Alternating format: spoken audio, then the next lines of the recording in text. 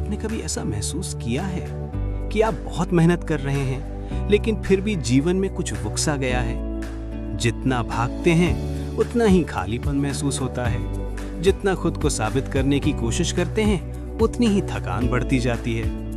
कभी नौकरी का दबाव, कभी पैसों की चिंता, कभी भविष्य का डर, कभी लोगों का धोखा। और फिर एक समय ऐसा आता है जब इंसान अंदर ही अंदर टूटने लगता है।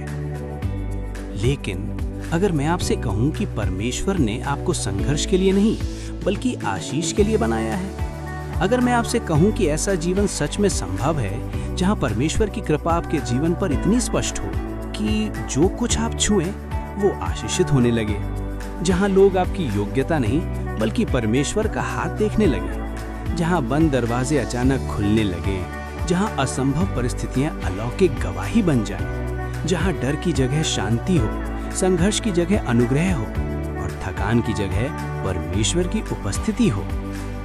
आज का ये अध्याय केवल सफलता के बारे में नहीं है, ये उस रहस्य के बारे में है जिसने एक गुलाम को इतिहास का सबसे प्रभावशाली व्यक्ति बना दिया। ये उस अनुग्रह के बारे में है जिसने यूसुफ को जेल से महल तक पहुंचाया। और सबसे अद्भुत बात, वही यीशु आज भी आपके साथ है। शायद अभी आपको दिखाई नहीं दे रहा, लेकिन परमेश्वर आपकी कहानी लिखना बंद नहीं किए है। आपकी वर्तमान परिस्थिति आपकी अंतिम पहचान नहीं है, क्योंकि जब यीशु किसी व्यक्ति के साथ होते हैं तो रेगिस्तान में भी आशीष बहने लगती है, सूखी जमीन पर भी फल आने लगते हैं, और जो व्यक्ति दुनिया की नजर में असफल दिखता है उसे परमेश्वर सफल कहते हैं। तो तैयार हो जाइए, क्योंकि ये अध्याय आपके सोचने का तरीका बदल देगा। आप सफलता को नए तरीके से देखेंगे, कृपा को नए तरीके से समझेंगे, और शायद पहली बार आपको एहसास होगा कि आपको अकेले संघर्ष करने की जरूरत कभी थी ही नहीं। गहरी सांस लीजिए, अपने दिल को खोलिए और यीशु की उपस्थिति को महसूस कीजिए, क्योंकि आप सुन रहे हैं जोसेफ प्रिंस की पुस्तक अनुग्रह काफी है, और ये है इसका अध्याय 2। जो कुछ आप छूते हैं वो आशीषित हो जाता है। क्या आपकी सफलता इस बात पर निर्भर है कि आपके पास कितना पैसा है, कितनी डिग्रियां हैं, कितने लोग आपको जानते हैं, या फिर इस बात पर कि आपके साथ कौन है? जोसेफ प्रिंस बताते हैं कि परमेश्वर की सफलता की परिभाषा दुनिया से बिल्कुल अलग है। दुनिया कहती है आपके पास क्या है, लेकिन परमेश्वर पूछते हैं आपके साथ कौन है। और जब यीशु आपके साथ होते हैं तो आपकी कहानी बदलने लगती है, अपने बल पर या यीशु पर निर्भर। जोसेफ प्रिंस बताते हैं कि जीवन जीने के केवल 2 तरीके हैं। पहला, अपने दम पर संघर्ष करना, मेहनत करना, लड़ना, चिंता करना, सब कुछ अपने कंधों पर उठाना। और दूसरा, पूरी तरह यीशु पर निर्भर होना, उनकी कृपा पर, उनके अनुग्रह पर, उनकी सामर्थ्य पर। सवाल ये नहीं कि आप कितने मजबूत हैं, सवाल ये है आप किस पर निर्भर हैं। यदि आप स्वयं पर निर्भर हैं तो तनाव आएगा, डर आएगा, बेचैनी आएगी। लेकिन जब आपका भरोसा यीशु पर होता है तो परमेश्वर की शांति आपके दिल और मन की रक्षा करती है। फिलिपियों 4:18 के अनुसार, किसी भी बात की चिंता मत करो, परंतु हर बात में प्रार्थना और धन्यवाद के साथ अपनी विनतियां परमेश्वर के सामने रखो, और परमेश्वर की शांति जो सारी समझ से परे है तुम्हारे हृदय और विचारों की रक्षा करेगी। जोसेफ प्रिंस बताते हैं कि इब्रानी भाषा में शांति के लिए जो शब्द इस्तेमाल हुआ है वो है शलोम। और शलोम का मतलब केवल मन की शांति नहीं, इसका मतलब है पूर्णता, सुरक्षा, समृद्धि, स्वास्थ्य यानी हेल्थ, और हर क्षेत्र में भलाई। क्या ही अद्भुत बात है। जब यीशु आपकी सफलता का स्रोत बन जाते हैं तो सफलता तनाव के साथ नहीं, शांति के साथ आती है।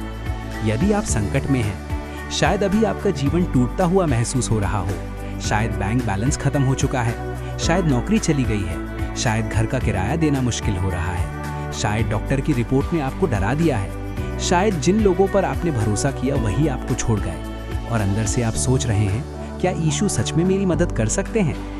जोसेफ प्रिंस बड़े विश्वास से कहते हैं हाँ, बिल्कुल कर सकते हैं, क्योंकि उन्होंने यूसुफ को उठाया था और वही यीशु आज भी जीवित है। यूसुफ पिता की आंखों का तारा। अब कहानी हमें उत्पत्ति अध्याय 37 में ले जाती है। याकूब अपने सभी पुत्रों में सबसे अधिक प्रेम यूसुफ से करता था। उसने यूसुफ के लिए एक विशेष रंग बिरंगा अंगरखा बनवाया था, लेकिन ये केवल सुंदर कपड़ा नहीं था। जोसेफ प्रिंस बताते हैं कि ये अंगरखा एक निशानी थी। ये दिखाता था कि यूसुफ अपने पिता की विशेष कृपा में था। उसके भाइयों की तरह उसे खेतों में कठोर मेहनत नहीं करनी पड़ती थी।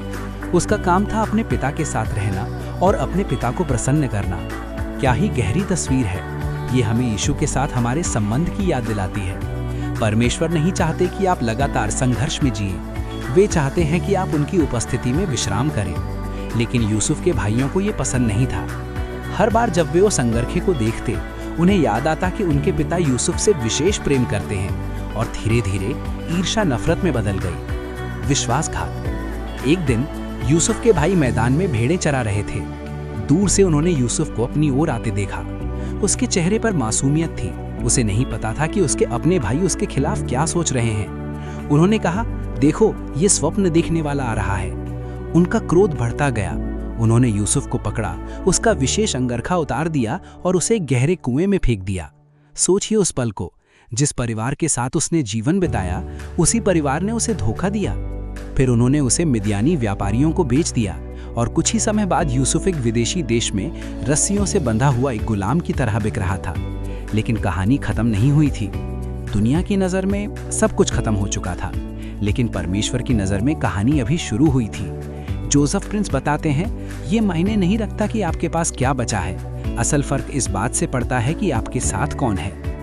उत्पत्ति 39:3 कहता है कि उसके स्वामी ने देखा कि यहोवा उसके साथ है और जो कुछ वो करता है यहोवा उसे सफल करता है। ध्यान दीजिए, परमेश्वर ने केवल यूसुफ को आशीषित नहीं किया, बल्कि जो कुछ उसने छुआ वो आशीषित हो गया। आपके हाथ आशीषित हाथ बन सकते हैं। जोसेफ प्रिंस बताते हैं कि जब आप यीशु पर निर्भर रहते हैं तो आपके हाथ आशीष के हाथ बन जाते हैं। आप अपने बच्चों के लिए आशीष बनते हैं, अपने ऑफिस के लिए आशीष बनते हैं, अपने व्यवसाय के लिए आशीष बनते हैं, अपने शहर के लिए आशीष बनते हैं। जहां दूसरे लोग असफल हो जाते हैं, वहां परमेश्वर आपके हाथों को सफल करते हैं। क्यों? क्योंकि सफलता आपकी योग्यता से नहीं, यीशु की उपस्थिति से आती है। परमेश्वर की प्रकट उपस्थिति। जोसेफ प्रिंस बताते हैं कि हर विश्वासी के भीतर यीशु की उपस्थिति होती है, लेकिन एक बात और भी है। जब परमेश्वर की उपस्थिति आपके जीवन में प्रकट होने लगती है, तब उनकी महिमा लोगों को दिखाई देने लगती है। यूसुफ के साथ यही हुआ। उसका मालिक पोते पर एक मिस्री था। वो परमेश्वर को नहीं जानता था, फिर भी उसने साफ देखा कि यूसुफ में कुछ अलौकिक है। उसे समझ आ गया कि ये केवल मेहनत नहीं है, ये परमेश्वर का हाथ है। कल्पना कीजिए, शायद यूसुफ जहाँ कुआं खोदता वहाँ पानी निकल आता। शायद जहाँ वो खेती करता वहाँ फसल बाकी सबसे अधिक होती। शायद घर में बीमारी आती और यूसुफ प्रार्थना करते और लोग चंगे हो जाते। जो भी था, परिणाम इतने असाधारण थे कि पोते पर को मानना पड़ा, यहोवा इसके साथ है। यीशु जैसे परिणाम। जोसेफ प्रिंस बताते हैं कि उनकी प्रार्थना हमेशा ये रही है कि लोग जोसेफ प्रिंस को ना देखें, बल्कि यीशु को देखें।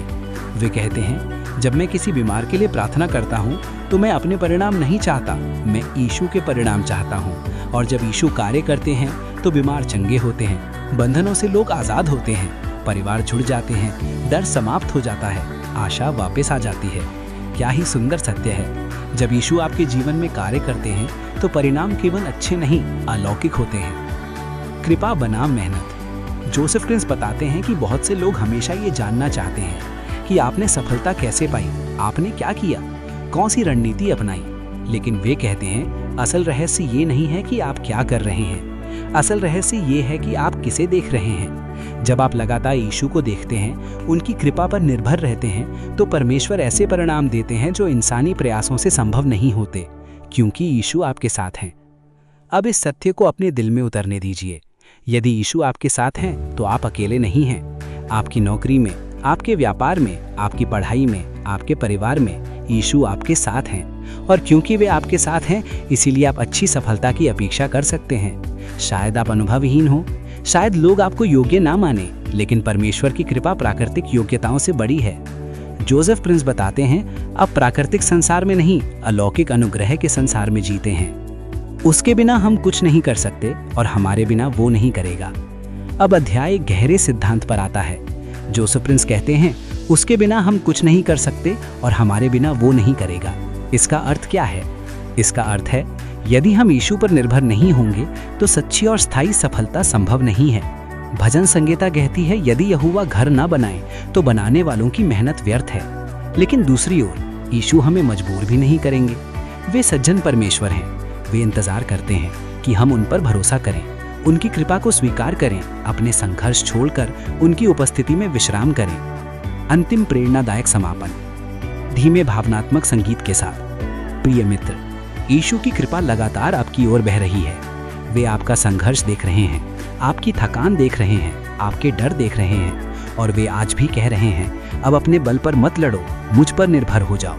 याद रखिए, यूसुफ एक गुलाम था, लेकिन परमेश्वर की उपस्थिति ने उसे सफल बनाया, और वही यीशु आज आपके साथ हैं। इसलिए आज विश्वास से कहिए, प्रभु मेरे साथ हैं और मैं एक सफल व्यक्ति हूँ। और जब आप यीशु पर निर्भर रहना सीख जाएंगे, तो जो कुछ आपके हाथ छुएंगे उस पर परमेश्वर की आशीष दिखाई देने लगेगी। आज के इस संदेश द्वारा परमेश्वर आप सभी को आशीषित करें।